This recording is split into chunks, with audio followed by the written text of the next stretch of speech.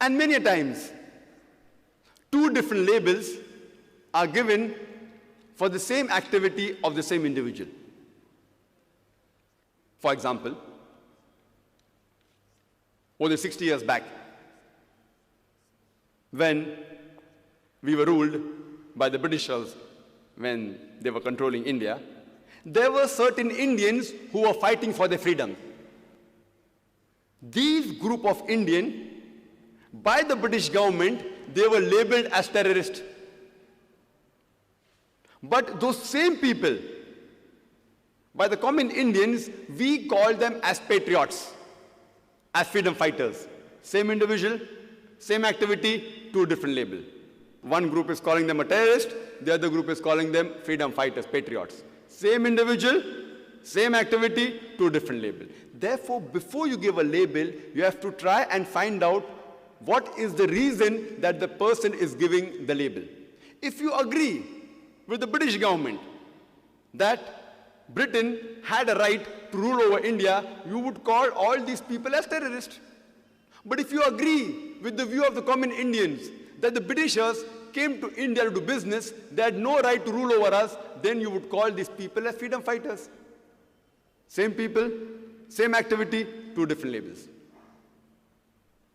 And I'd like to give you one more example of Nelson Mandela, who was the ex-president of the new free South Africa.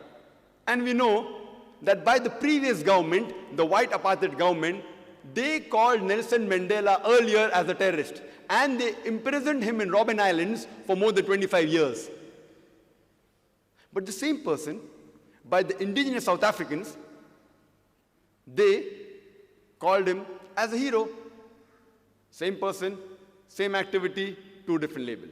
If you agree with the previous white apartheid government of South Africa that the color of the skin makes you superior, if your skin's color is white, it makes you superior, then we all have to agree that one of the greatest terrorists on earth was Nelson Mandela.